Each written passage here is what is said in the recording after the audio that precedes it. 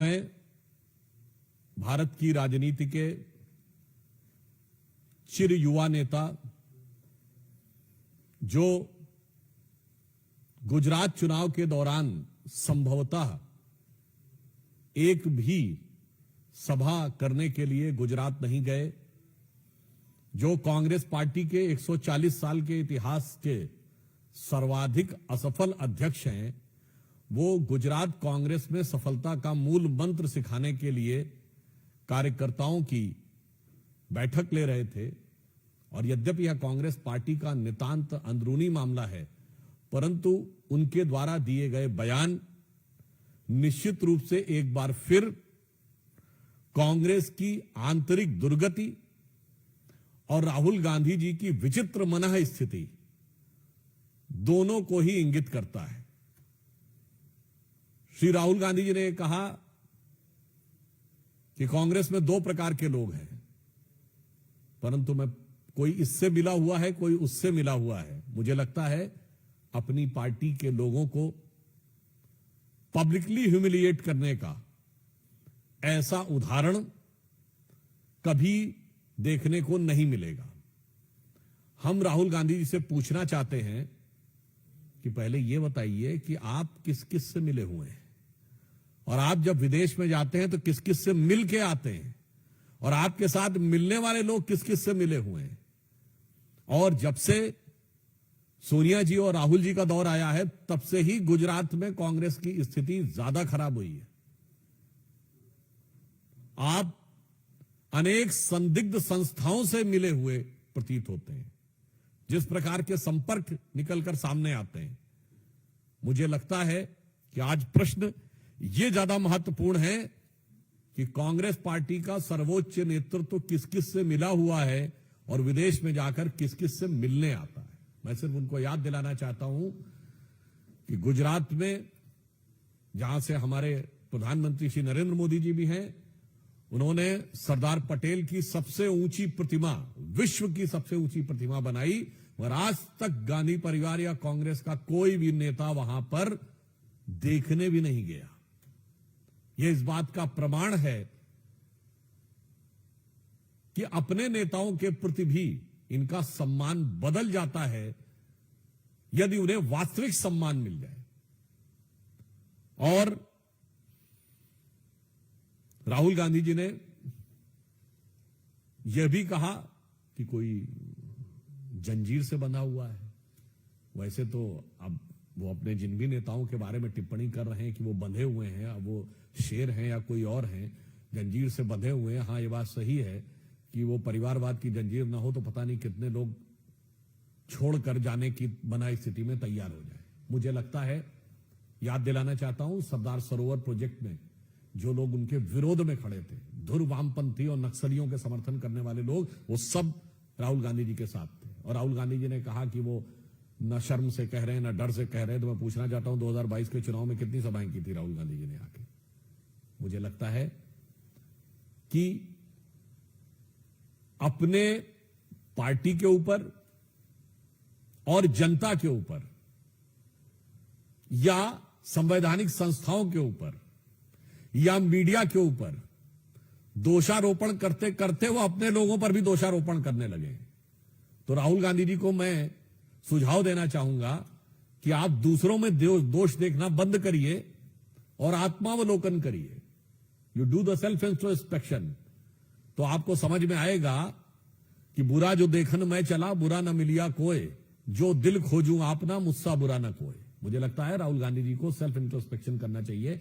वो देश की हर संस्थाओं के ऊपर, देश की संवैधानिक संस्थाओं से लेके, देश की सरकार से लेके, जनता, माननीय प्रधानमंत्री जी, और अब अपनी पार्टी के लोगों को भी अपशब्दों का प्रयोग करने लगे।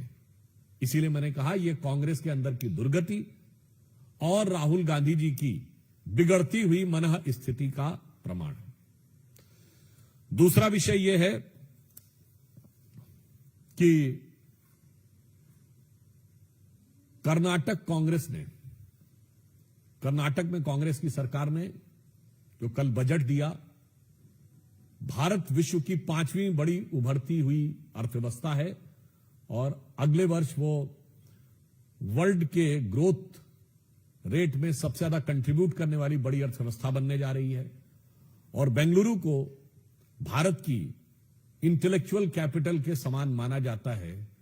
और उसी बेंगलुरु में कर्नाटक की सरकार ने जो बजट में इंटेलेक्चुअल डिसऑनेस्टी की है, उसे देखकर कर्नाटक की जनता और देश की जनता हैरान है और दुखी है। मैं आपको याद दिलाना चाहता हूं, ये वही कर्नाटक कांग्रेस है जिसके कि कई नेताओं ने बहुत आपत्तिजनक बयान दिए थे। यहां के वित्त मंत्री रहे थे, संभवतः उनका नाम मिस्टर डीके सुरेश था, जिन्होंने यहां तक बोल दिया था कि टैक्स कलेक्शन यहां ज्यादा होता है और उत्तर भारत में कम होता है। तो पत्रकार ने उनसे पूछा कि क्या अलग होने पर विचार करना चाहिए, तो उन्होंने उसके लिए भी हां बोल दिया था। अब समझ में आता है कि वो जो टैक्स कलेक्शन हो रहा है उसका डिस्ट्रीब्यूशन कहां जा रहा है। और ये बात हम सीधे सीधे कांग्रेस पार्टी और कांग्रेस पार्टी के राष्ट्रीय अध्यक्ष भी वहीं से आते हैं, तो उनसे मैं पूछना चाहूंगा कि इस बजट में 500 करोड़ रुपए का प्रावधान केवल मुस्लिम समाज के बच्चों की स्कॉलरशिप के लिए, 400 करोड़ रुपए का प्रावधान उर्दू के बेहतरीन स्कूलों को और बेहतरीन बनाने के लिए, 150 करोड़ रुपए का प्रावधान वक्फ बोर्ड की संपत्तियों की मरम्मत के लिए, 1000 करोड़ रुपए का प्रावधान सो कॉल्ड माइनॉरिटी कॉलोनीज बनाने के लिए, 50,000 रुपए का प्रावधान नवविवाहित मुस्लिम दंपति को आर्थिक सहायता देने के लिए। और यदि कोई बच्चा प्राइवेट स्कूल में पढ़ने जाता है तो उसके 2 से 3 लाख रुपए, 5 लाख रुपए तक का शायद उसका 50% रीइंबर्समेंट सरकार करेगी, और विदेश पढ़ने जाएगा तो 20 लाख रुपए तक के खर्चे में रीइंबर्समेंट सरकार करेगी। मैं पूछना चाहता हूं कांग्रेस पार्टी से, और कांग्रेस पार्टी के राष्ट्रीय अध्यक्ष जो कर्नाटक से ही आते हैं, जिन्होंने कहा था कि कुंभ में स्नान करने से क्या लाभ है, उनके अरमान इतने जगह हैं कि बेंगलुरु में हज हाउस का भी निर्माण कराएंगे। मैं उनसे विनम्रता से पूछना चाहता हूं कि अगर आप अल्पसंख्यकों के लिए बात करना चाहते हैं तो इसमें बाकी अल्पसंख्यकों के लिए क्या है, सिखों के लिए क्या है, जैनों के लिए क्या है, पारसियों के लिए क्या है, यहूदियों के लिए क्या है, इसका साफ साफ उन्हें बताना चाहिए, जो बहुत छोटी मिनिस्क्यूल माइनॉरिटीज हैं। इससे बहुत साफ हो जाता है कि कर्नाटक कांग्रेस का यह बजट, क्योंकि उनका गठबंधन केरल में मुस्लिम लीग से है, कांग्रेस पार्टी वो पार्टी है जिसके पूर्व प्रधानमंत्री मरहूम मनमोहन सिंह जी का वो बाकायदा मीडिया में वो स्टेटमेंट अवेलेबल है कि देश के संसाधनों पर पहला हक मुस्लिमों का होना चाहिए।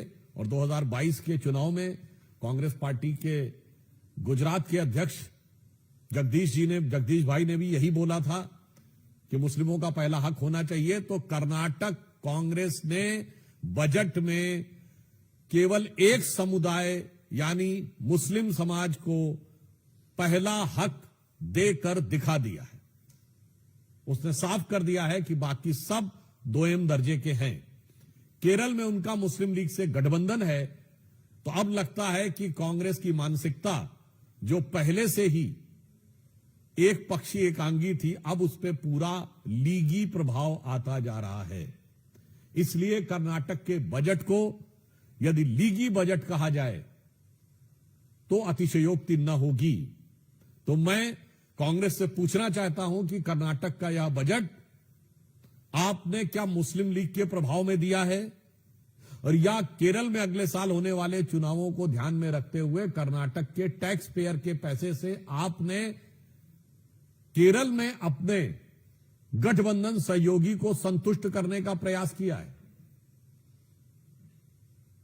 और तीसरे बिंदु पे जहां से प्रारंभ किया था वही मैं कहना चाहूंगा, राहुल गांधी जी ने गुजरात में कहा कि कांग्रेस के 2 बड़े नेता हुए गुजरात से, सरदार वल्लभ भाई पटेल और महात्मा गांधी।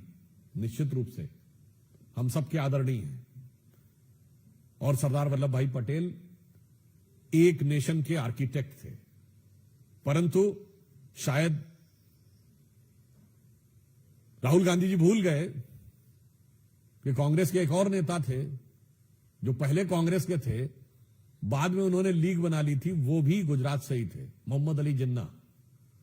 तो आज की कांग्रेस सरदार पटेल के आदर्शों से कोसों दूर है, महात्मा गांधी के आदर्शों से कोसों दूर है, और मोहम्मद अली जिन्ना के आदर्शों को आत्मसात कर कर बैठी हुई है।